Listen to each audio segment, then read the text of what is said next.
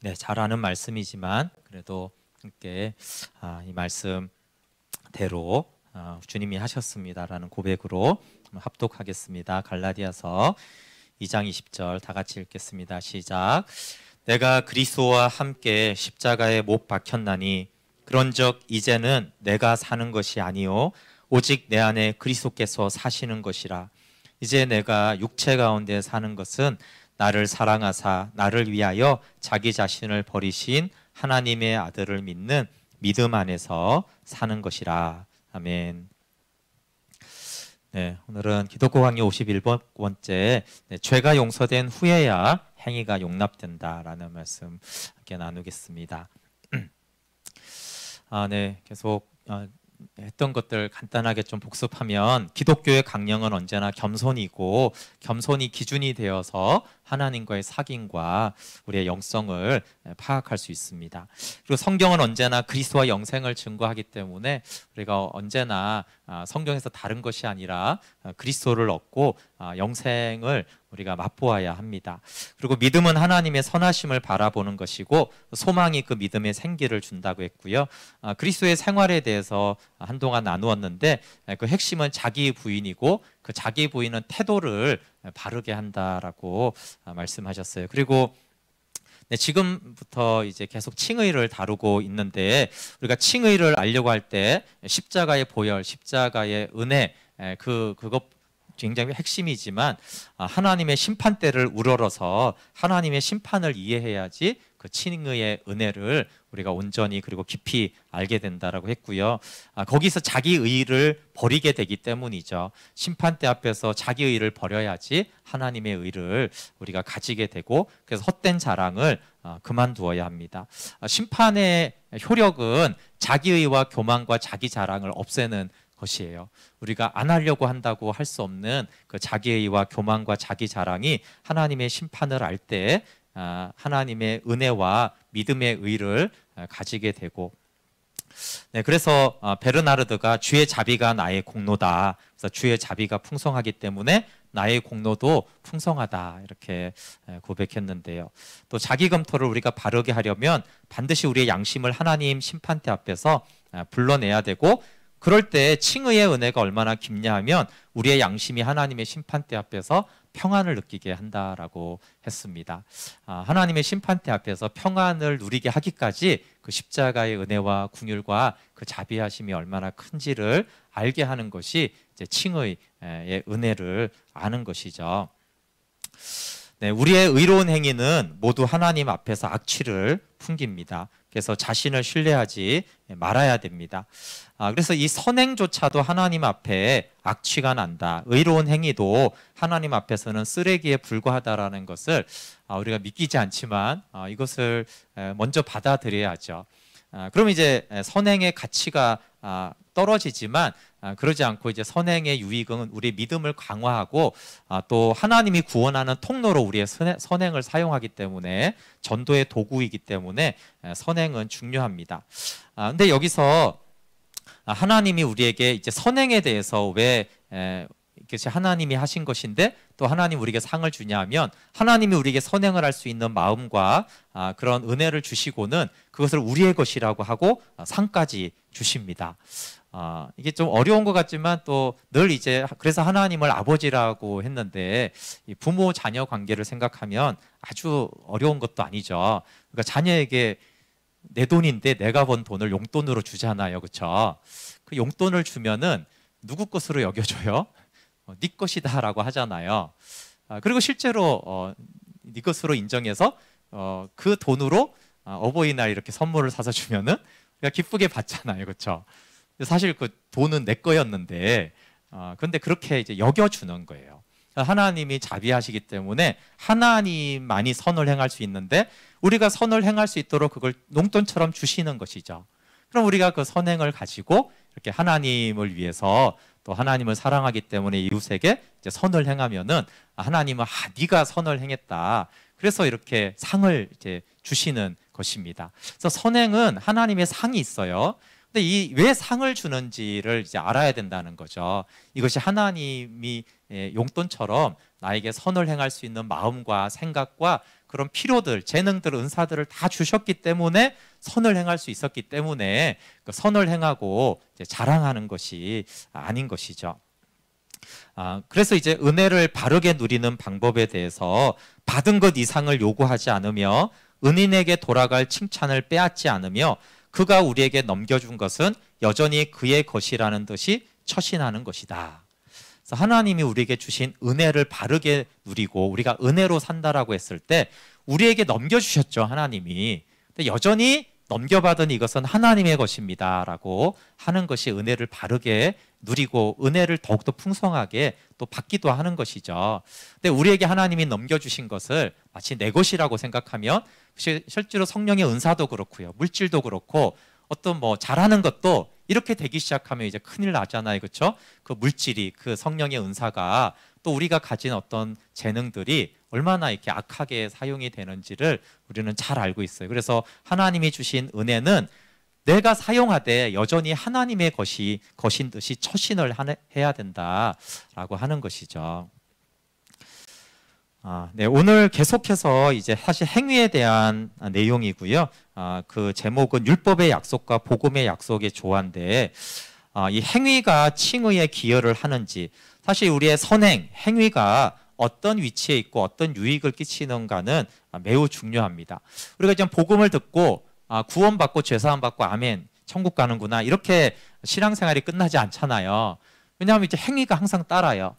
그런 하나님에서 기도를 하든지 뭐 찬양을 하든지 봉사를 하든지 신앙생활에는 행위가 따르기 때문에 사실 그러면 행위는 어디에 속하는 것인가 라는 부분이 중요합니다. 그리고 이제 행위와 연관되는 부분이 이제 율법이에요. 율법을 지켜야 되느냐, 율법이 폐하여졌느냐, 또 율법의 위치는 어디 있느냐, 그리고 이제 율법을 지키면 약속이 있거든요. 율법을 지키면 하나님이 이런 보상을 하신다, 이런 약속이 있는데 그러면 또 율법은 좋은 것인데 그러면 그 약속은 어떻게 실현되는 것이고, 우리는 또 하나님이 복을 받으라고 했으니까 복을 받아야 되는데 어떤 식으로 복을 받는가, 이게 다 행위하고 연결이 되거든요. 근데 이제 이 행위가 우리가 헷갈리면은 율법을 준행하는 것은 언약 안에 거하는 것이지만 율법주의는 이제 위험한 것이고, 또 우리가 선을 행하는 것은 유익한데 그 선을 행함으로 교만하게 되는 것은 악한 것이고, 그렇죠? 우리가 또 그것이 이제 공로주의로 가게 되면 매우 위험합니다. 그래서 이 선행은 굉장히 유익하면서 굉장히 악하게 되는 어떤 지점에 사실은 있기 때문에, 그리고 실제로 신앙생활에서 굉장히 헷갈리는 요소입니다. 사실은 자기를 부인하는 것에 포함이 되어 있죠. 그렇지만 우리가 자기를 부인하라 그러면 아멘 해놓고는 막상 이제 행동을 하면 이게 행위나 공로라는 그 문제에 이렇게 걸립니다. 오직 은혜라고 해놓고는 이렇게 착한 일을 하고는 왜 안 알아주지? 이런 바로 또 이런 문제에 걸리죠. 그래서 은혜보다는 자기의 의가 되어지는 이런 문제가 있기 때문에 이 행위에 대해서 이제 많은 분량을 기독교 강요에서 좀 다루고 있어요.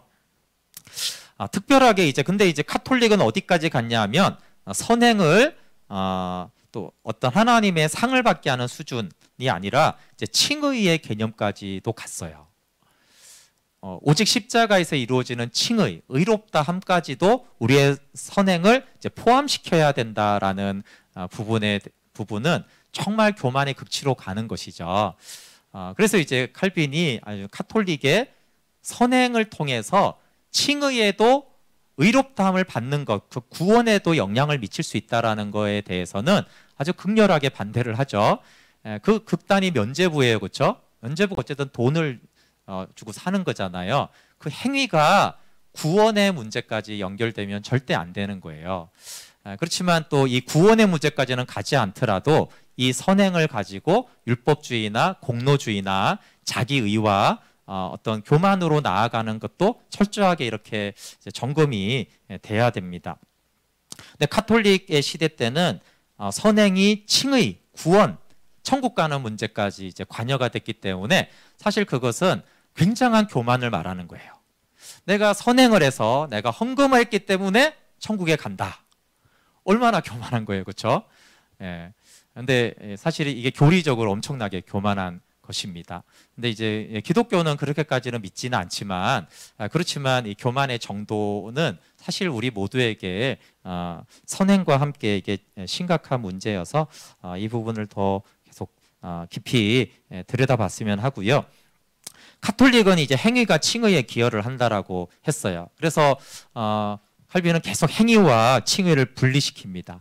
계속 선행은 결코 칭의와 상관이 없다. 전혀 별개해야 된다. 그래서 선행을 하지 말라거나 선행이 선하지 않다라고 말하는 것이 아니라 선행에 의지하며 선행을 자랑하며 선행으로부터 구원이 온다는 생각을 하지 못하게 하려는 것이다.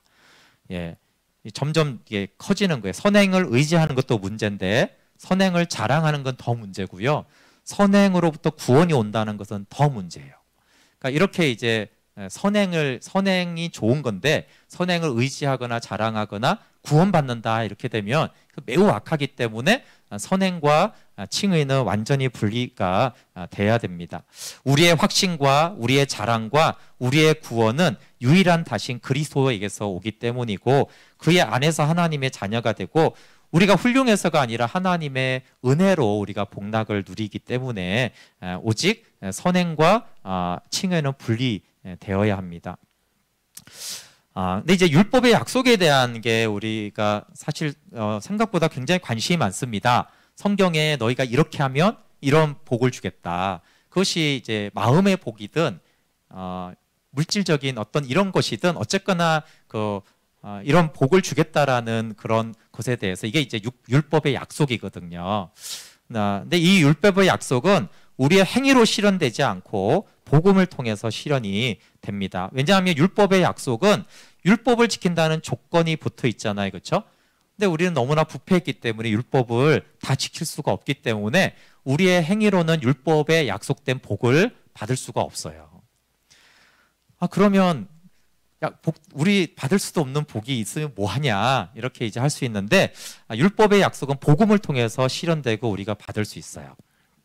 그래서 여기에서 우리가 죄 사함에 대해서 이런 개념은 저도 이렇게 흔하게 많이 지금 한국교회에서 가르쳐지는 것 같지는 않아요. 근데 굉장히 중요한 부분인데 죄 사함은 우리 자신이 하나님께 용납되는 것과 함께 우리의 행위까지도 하나님을 기쁘시게 할 수 있게 만드는 거예요. 이 B가 계속 강조하는 거예요. 죄 사함은 우리의 행위까지도 하나님을 기쁘시게 할 수 있게 만들었다는 거예요.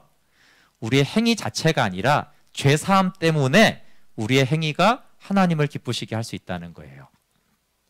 그래서 율법 준수자들이 받기로 되어 있었던 복을 우리의 행위에 하나님이 주시는 거죠. 죄사함 때문에 그렇다는 거예요. 그래서 죄사함과 행위의 용납을 이제 연결시키는 것이죠. 그렇지만 이런 보상에는 선한 행위가 은혜를 얻게 된 이유를 우리가 항상 생각해야 돼요. 선한 행위를 하면 하나님이 은혜를 주시는데 그래서 하나님의 종들의 우리 행위를 보지 않고 그리스도 안에 있는 우리를 하나님이 용납하시기 때문입니다. 그리고 아버지 같은 너그러움으로 우리의 행위를 그 자체로 판단하지 않고 지난번에도 말했지만 영광의 자리에 올려서 우리의 선행을 되게 가치 있게 하나님이 평가해 주시는 것입니다. 사실 이 행위들은 하나님 보시기엔 되게 부패한 것이지만 그 불완전한 하나님을 보시지 않고 용서하심으로 이것을 우리의 행위를 받아주십니다. 그래서 사람은 이렇게 하나님 앞에서 이중으로 용납이 되는데 그러니까 두 가지, 우리 자신이 용납이 되고 우리의 선행이 용납이 되는 두 가지 용납을 받는 거라는 거예요. 근데 이제 카톨릭의 주장은 뭐냐면 하나님의 자비가 죄인을 도와주기 때문에 행위에 의해서 자비를 얻게 된다. 그래서 카톨릭도 무슨 행위만으로 뭐가 구원을 받는 건 아니지만 하나님의 자비가 우리를 도와주기 때문에 죄인인 우리도 스스로 선을 행하여서 하나님의 자비를 받아낼 수 있다. 이렇게 이제 가르치고 그게 커진 게 이제 면죄부까지 판매까지 간 것이죠. 그런 예로서 카톨릭에서는 고넬료에 대해서 내 기도를 들으시고 내 구제를 기억했다. 또 베드로의 말인데 의를 행하는 사람은 다 받으시는 줄 깨달았도다. 이렇게 이제 고넬료에 대해서 말한 것들을 이제 보면은 선행에 대한 열심으로 하나님의 은혜를 받을 준비가 된다. 이렇게 이제 해석하는 거예요. 이렇게 되어지면 선행이 고넬료가 하나님을 만나고 구원받고 성령을 받는데 기여를 한 것이죠. 이런 의를 행하고 구제한 것이 이제 기여를 했기 때문에 우리의 그 선행은 하나님의 자비를 받게 하는데 도움이 된다. 이런 거예요. 행위에 의한 해서 자비를 얻게 된다는 것은 기독교에도 굉장히 많습니다. 우리가 칭의까지는 연결시키지 않지만 우리가 선을 행하고 구제를 하면 하나님이 복을 주신다라는 개념은 기독교에도 많이 있죠. 근데 이제 행위에 의한 복과 칭의를 모두 일단 칼빈은 거절해요. 칭의만이 아니라 우리가 뭔가를 선행을 해서 성경대로 지켜가지고 복을 받는 개념은 일단 완전히 거절돼야 되는 것이죠. 왜냐하면 오직 은혜로만 우리가 복을 받기 때문에 그래요. 그러면 이제 선행과 헌신의 복은 없는가라고 했을 때 복이 있는 이유를 아까 사실은 말을 했어요. B에서 죄사함의 B에서. 그러면 이제 카톨릭하고 다른 것은 뭐냐면 거듭난 하나님의 자녀로 우리를 새로운 피조물로 받아들이시잖아요. 그렇죠? 그래서 신자들이 부름받은 후에 이 죄사함의 용납에 의해서 행위도 하나님의 인정을 받는다는 거예요. 반복해서 말하는 이유는 매우 중요하기 때문에 그래요. 우리의 선행 자체가 아름다워서 하나님이 기뻐하시고 상을 주는 것이 아니라 하나님께서 우리 자신을 용납해 주셨기 때문에 그 행위를 용납해 주시는 겁니다. 이것도 뭐 어떤 부모 자녀나 아니면 사랑하는 사람에게는 어려운 개념은 아니에요. 똑같은 짓을 하는데 그 사람을 용납하지 않으면 짜증이 나는데 내가 그 사람을 용납했어요. 그러면 그 행위가 용납이 되는 거예요. 또 똑같은 짓을 했는데 아주 객관적으로 평가하면 별게 아닌데 내가 그 사람 자체를 용납해 주니까 그 작은 행위가 너무 이제 기쁜 선물이 되거나 그런 것이죠. 그래서 하나님이 우리 자신을 용납했기 때문에 우리의 행위도 기쁘게 용납하신다라는 것이지 우리의 구원과 죄사함과 우리의 선행을 별개로 떨어뜨려 놓는다라면 우리의 선행은 쓰레기와 부패나는 냄새에 불과하다라는 거예요. 근데 우리를 용납하신 그 눈으로 바라보시니까 우리의 구제와 선행은 하나님 보시기에 너무 기쁘고 용납할 만하고 상을 줄 만하다는 것입니다. 그런데 이제 그 핵심은 그러면 이제 누가 선을 행했냐라고 했을 때 3번에 주께서 자신의 영으로 그들 안에서 역사하시는 선한 일을 사랑으로 포용하는 거예요. 그러니까 그 죄 사함의 은혜는 그냥 죄를 사했으니까 네 선행도 내가 받아줄게 그게 아니라 그 죄 사함은 우리 안에 하나님의 생명이 있게 하잖아요. 그렇죠? 그래서 사실은 주께서 자신의 영으로 우리 안에서 역사하시는 선한 일인 거예요. 그냥 모든 선한 일은 하나님으로부터 나오기 때문에 사실 그 선행은 아까 말했던 하나님이 주신 선행이고 하나님이 우리 안에서 선한 일을 하신 그 선행을 받는 것입니다. 그래서 기억할 것은 하나님이 우리의 선행을 기뻐하십니다. 그렇지만 경건한 자도 만약에 이 용납과 하나님이 우리 안에서 하시는 일을 생각하지 않는다라면 매우 죄악의 냄새를 풍기는 것에 불과하기 때문에 주님은 그의 종들이 바르고 성결한 생활로 살라고 요구하신 것은 맞아요. 그것은 우리가 스스로가 선을 행할 수 있기 때문이 아니라 하나님의 그 선하심을 우리가 조롱하지 않도록 또 교만한 자가 심중에 스스로 생각하면서 악한 생각대로 행하지 않도록 너희가 이렇게 바르게 살아야 된다라고 말씀하신 것입니다. 그것도 은혜를 알아라 이런 뜻이라는 거예요. 은혜를 아는 자는 겸비하고 성결하게 행하기 때문입니다. 그래서 우리는 율법의 의는 일단 포기해야 돼요. 그러니까 복음의 의로 우리가 하나님이 주는 복락을 누리지만 율법의 의는 포기해야 됩니다. 성경에는 선행으로 의라는 아름다운 칭호를 얻는다라고 말씀하세요. 이렇게 신명기에 우리가 그 명령대로 이 모든 명령을 우리 하나님 여호와 앞에서 삼가 지키면 그것이 곧 우리의 의로움이다. 또 해질 때 그 전당물을 반드시 그에게 돌려줄 것이라. 그리하면 그가 그 옷을 입고 자며 너를 위하여 축복하리니 그 일이 내 하나님 여호와 앞에서 내 공의로움이 의로움이 되리라. 이렇게 성경이 분명히 선행이 의가 된다라고 말씀하셨어요. 그렇지만 우리가 율법의 의를 포기해야 되는 이유는 이 말이 거짓이어서가 아니라 우리의 육신이 연약하기 때문에 우리로서는 율법의 의를 지켜서 율법으로 의롭다라고 할 수가 없기 때문입니다. 그래서 여기 이제 계속 같은 개념이지만 중요한데요. 이신칭의가 행위의의 기초가 됩니다. 믿음으로 의롭게 된 것이 우리가 행위가 의가 되는 기초가 되는 거예요. 만약에 이신칭의의 의가 없다라면 우리의 행위로 하나님이 의롭다 이런 말은 불가능하다는 것이죠. 근데 자꾸만 이신칭의와 행위의 의를 우리가 분리시켜서 이신칭의는 이신칭의대로 의롭게 됐고 우리는 우리의 선행과 내 구제와 헌신대로 이것이 의로운 행위지 이렇게 하는 것들은 너무나 잘못됐다는 거예요. 이신칭이라는 그 반석 위에 행위의 의가 있고 그 이신칭의 때문에 이 행위가 그래 네가 의를 행했구나. 그래서 하나님이 기뻐하시고 하나님 우리에게 복을 주시는 그런 과정이라는 거예요. 그러니까 중요한 건 이 행위의 의가 이신칭의에 기초한다라는 것은 은혜라는 거예요. 은혜. 나의 자랑이 아니고 그래서 죄사함을 받은 후에 따르는 선행이 중요합니다. 죄사함을 받은 후에 따르는 선행은 이 선행의 모든 결함을 그리스도의 완전함으로 덮어요. 우리가 왜 의롭게 되었습니까? 우리 자체는 죄와 허물이지만 그리스도의 사랑과 의가 우리를 덮기 때문이거든요.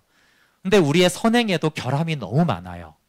그런데 그리스도가 그 결함을 행위의 결함을 덮어주시기 때문에 우리의 행위를 의롭고 아름다운 것으로 받아주신다는 것입니다. 그래서 선행까지도 더럽히는 그 허물이 그리스도로 인해서 다 덮여졌기 때문에 신자들의 선행은 의롭다라고 간주됩니다. 결과적으로는 의롭다고 하나님 받아주세요. 근데 이 믿음으로 선을 행하는 자들만 의롭다고 받아들여지지 이신칭의 없이 내 행위가 의롭다라고 생각하는 자는 교만한 것이고 주님의 이신칭의에 의하여서 하나님 내가 이 선행을 주께 드립니다라고 했을 때 주님은 그것을 의롭고 아름다운 것으로 받아주십니다. 그래서 불순하며 불결하며 불완전한 행위에 불과하지만 의로 인정된다는 결론이 이신칭의에서 나옵니다. 그래서 이신칭의가 불완전하고 심지어 불결한 우리의 선행. 그럼 우리의 선행이 실제로 뭐 교회 봉사 잘 합니까? 그렇죠? 우리가 한 직분을 한 1년간만 유지해도 그 안에 온갖 불평과 교만과 이런 게 많잖아요.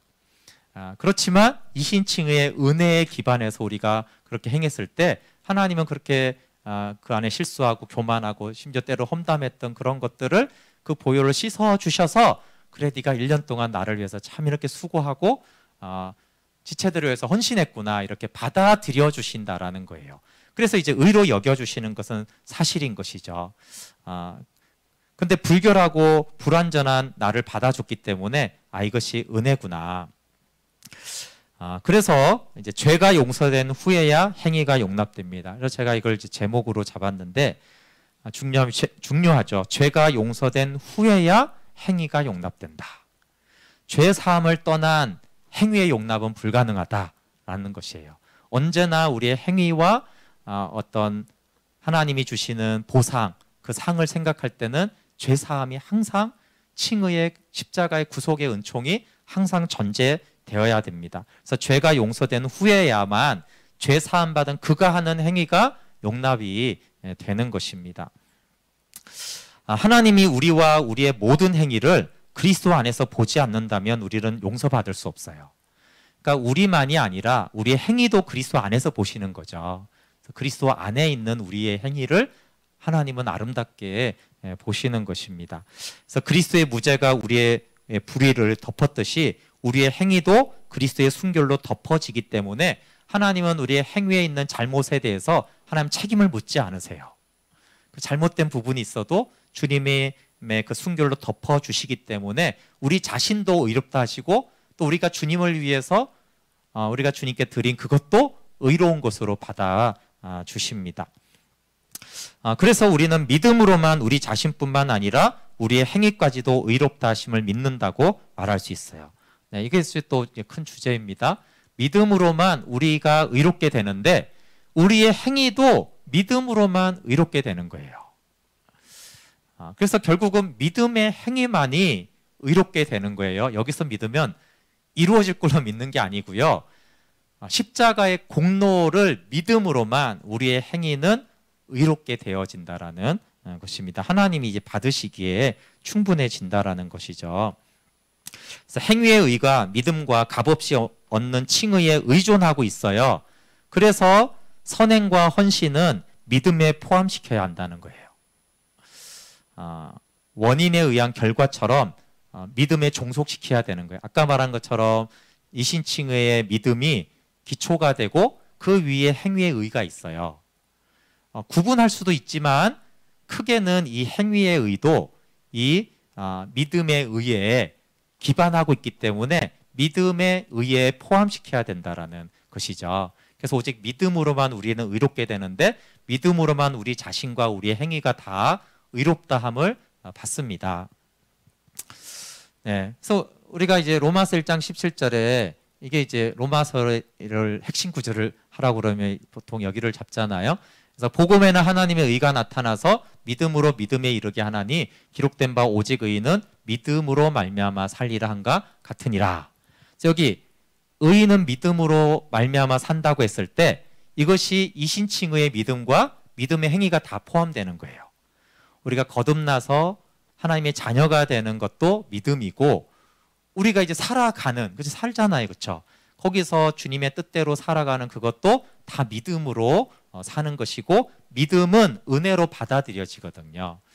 그래서 믿음으로 살아가게 되고 그렇게 믿음으로 살아가게 하는 것이 복음이죠. 그리고 그 믿음의 행위에 대해서 우리가 이 행위도 믿음에 속했습니다. 이것을 우리가 표현하는 표현이 주님이 하셨다라는 거예요. 주님이 내 안에 사신다 이렇게도 말해요.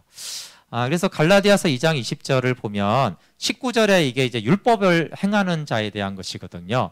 그러니까 율법을 누가 행할 것이냐라고 했을 때 그것은 내 안에 그리스도가 사신다라고 했을 때 그리스도가 하신다라고 하고 그것이 뭐예요? 그게 믿음이라는 거예요. 주님이 은혜로 의롭게 하신 거잖아요.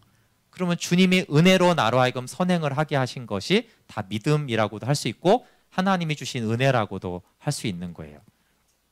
갈라디아서 2장 20절에 내가 그리스도와 함께 십자가에 못 박혔나니 그런즉 이제는 내가 사는 것이 아니요 오직 내 안에 그리스도께서 사시는 것이라. 이제 내가 육체 가운데 사는 것은 나를 사랑하사 나를 위하여 자기 자신을 버리신 하나님의 아들을 믿는 믿음 안에서 산다. 그래서 그리스도께서 사신다, 믿음 안에서 산다라고 했을 때 여기의 초점은 내가 선을 행하였다라면 그것은 주님이 사신 것이다.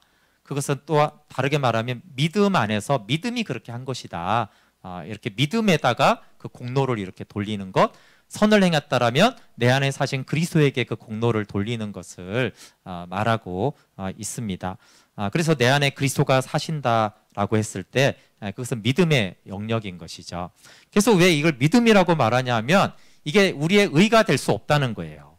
우리의 자랑이 될 수 없다라는 것입니다. 행위의 복을 돌리는 듯한 무수한 성경 구절이 있어요. 우리가 이렇게 선을 행하면 하나님이 이런 복을 주신다. 이런 성경 구절이 무수하게 성경에 많이 있어요.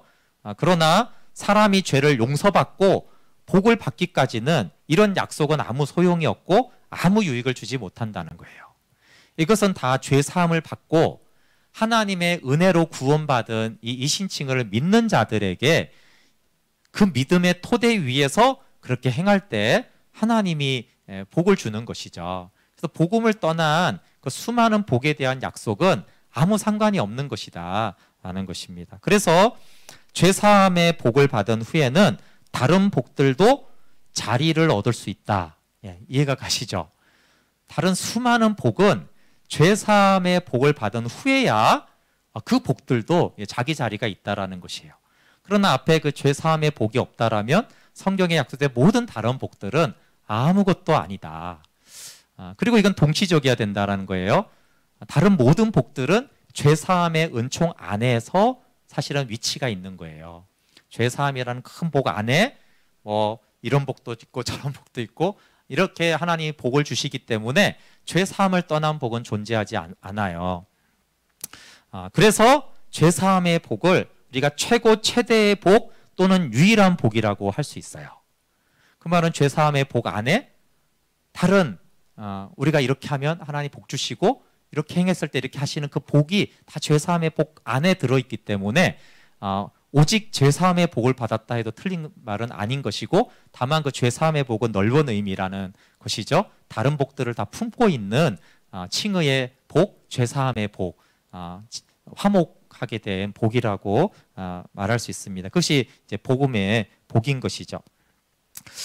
사람을 의인이라고 부르는 것은 그의 생활이 거룩하기 때문임을 우리는 인정합니다. 그러나 우리가 사람을 의롭다라고 했을 때 그 사람이 정말 의 자체를 완전하게 실현하기 때문이 아니라 의를 추구하는 쪽으로 기울여져 있는 것이죠. 그래서 그들의 의는 이신칭의의 자리를 양보하는 것이 마땅하다.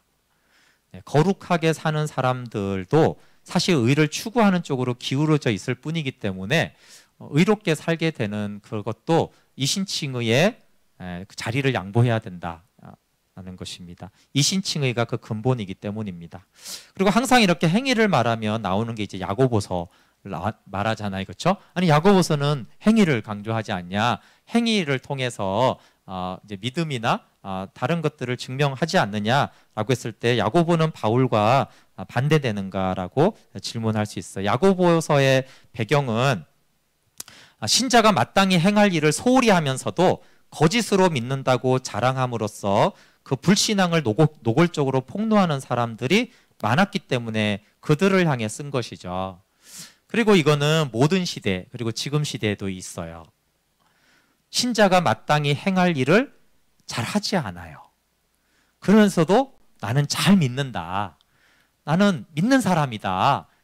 나는 거듭났다. 이렇게 이것 자체가 불신앙을 노골적으로 폭로했다는 거예요. 자기가 거짓 믿음이라는 걸 폭로하는 어리석은 사람들 때문에 야고보서가 썼다는 거예요. 신자가 해야 될 의무들을 소홀히 하면 회개하고 부끄러워해야 되는데 신자가 해야 될 의무들을 행하지 않으면서도 나는 믿지, 나는 구원받았지 이렇게 하는 이 거짓 믿음에 대해서 이런 사람을 대상으로 야고보서는 써여졌습니다. 그래서 내용 없는 믿음의 모양만을 자랑하고 방탕한 생활에 자신들을 내맡기고도 태어난 그 어리석음을 폭로하는 것이 야고보의 목적입니다. 그리고 야고보와 바울이 의롭다는 단어를 다른 뜻으로 사용해요. 예를 들면 창세기 15장 6절에 이삭이 잉태하기 전에 아브라함이 의롭게 되거든요.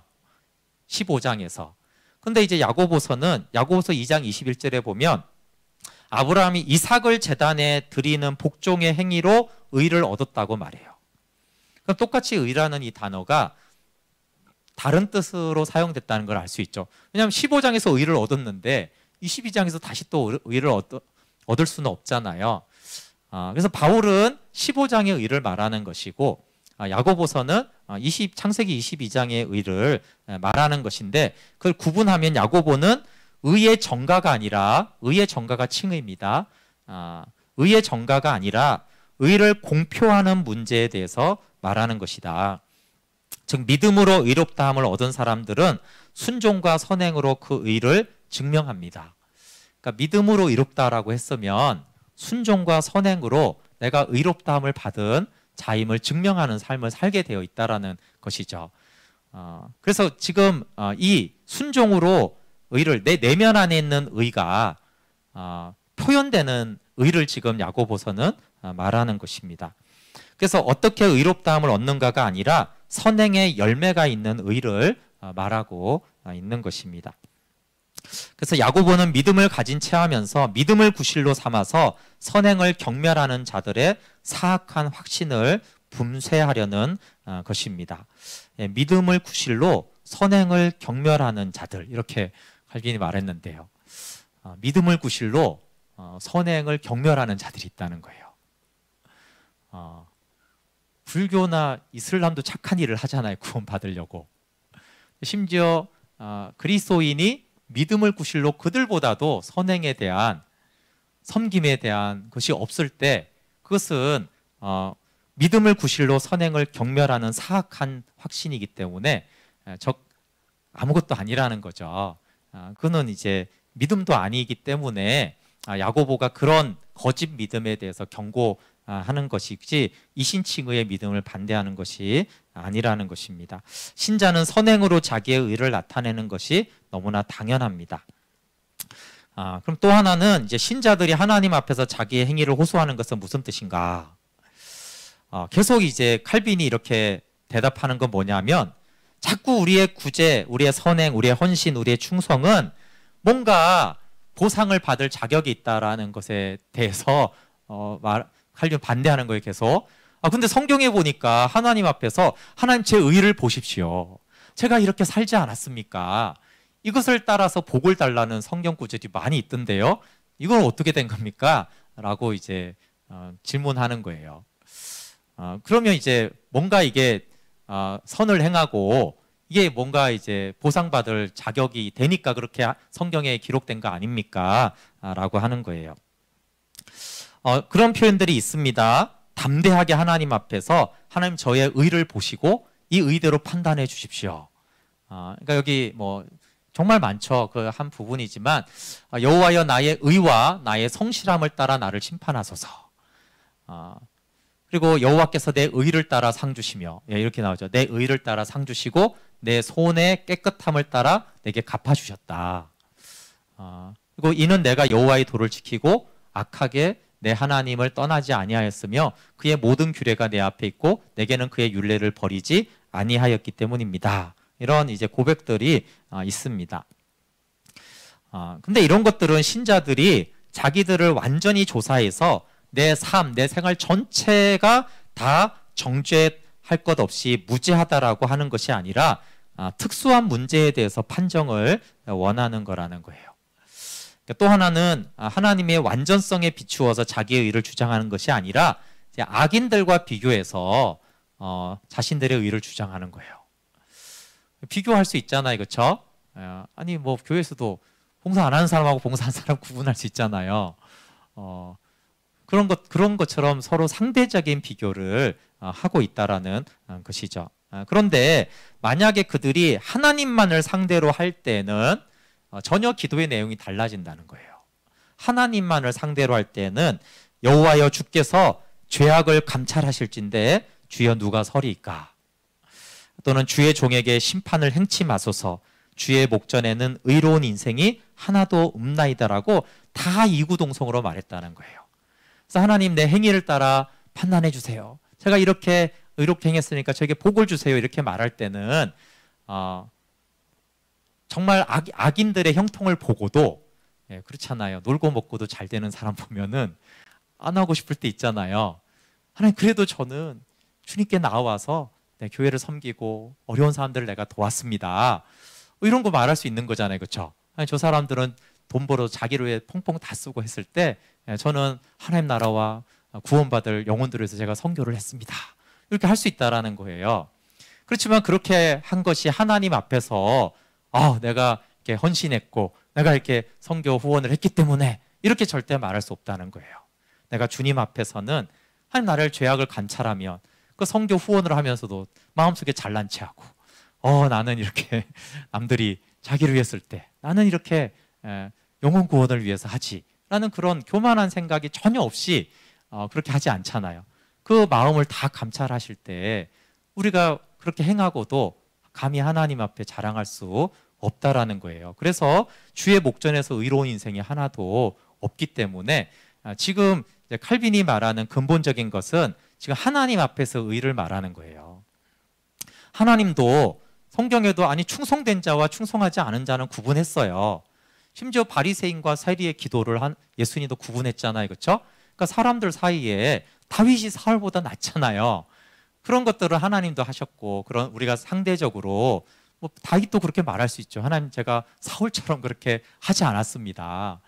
그렇게 말할 수 있는 거잖아요, 그렇죠? 그렇지만 다윗이 하나님 앞에 섰을 때는 언제나 내가 죄의 목전에서 죄인에 불과한 것이고, 주님 마음을 감찰하시는 하나님 앞에 감히 내가 그 어떤 것도 내세울 자가 없는 자입니다. 그렇기 때문에 신자들이 때로는 나의 행위를 봐주세요 라고 하는 것들이 주님이 그 기도를 들으시죠. 주님을 위한 그 헌신과 대가 지불을 기쁘게 받으시지만 그것이 결코 자기 의나 자기 자랑은 될 수가 없다라는 것입니다. 그래서 오늘 전체 주제가 뭐냐면 죄의 사함을 받은 후에야 우리의 행위가 용납된다는 것이고, 우리의 모든 헌신은 이신칭의 하나님의 은혜로 인하여서 의로 받아들여지는 것입니다. 그래서 결과적으로 하나님은 그렇게 우리가 헌신할 때 그걸 의롭다고 받아주시고, 네가 이렇게 충성하였으니까 내가 너에게 율법에 약속한 복을 주겠다라고 하는 것이지만,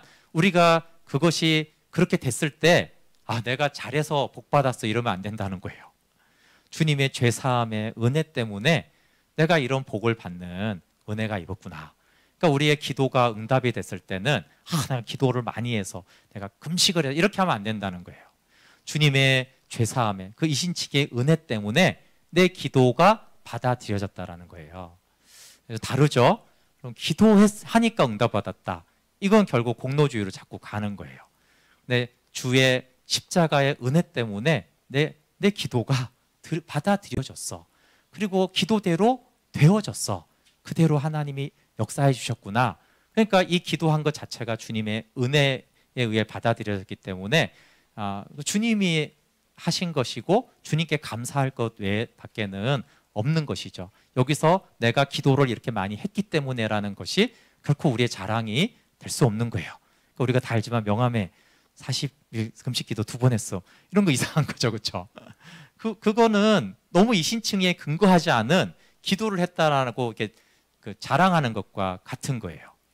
주님의 은혜에 의해서 내가 기도할 수 있게 된 것이 그것이 은혜입니다 라고 하는 것이고, 그렇게 기도해서 하나님 성령 충만함을 주시거나 어떤 응답을 주셨다라면 그것도 다 십자가의 죄사함의 은혜 아래에 있습니다 라고 감사하는 것, 그것이 이제 우리가 선을 행하는 교회 안팎에서 우리의 생각입니다. 쉽지 않은 것 같아요. 제가 말씀을 하고 실제로 이렇게 칼빈처럼 생각하지 않더라고요.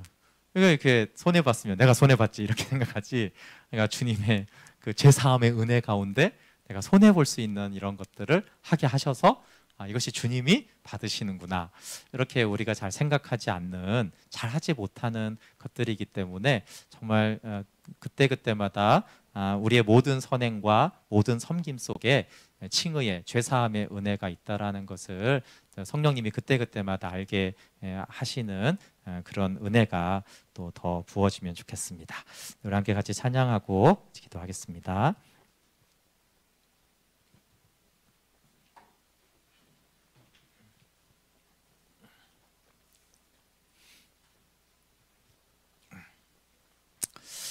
네, 나는 아무것도 아닙니다. 우리 좀 찬양하면서요. 이제 내가 사는 것 아니고 내 안에 그리스도가 사시는데, 여기 아주 직접적인 내용은 내 안에 그리스도가 사신다는 것은 모든 선하고 아름다운 것은 내가 한 것이 아니고 내 안에 그리스도께서 하신 것이다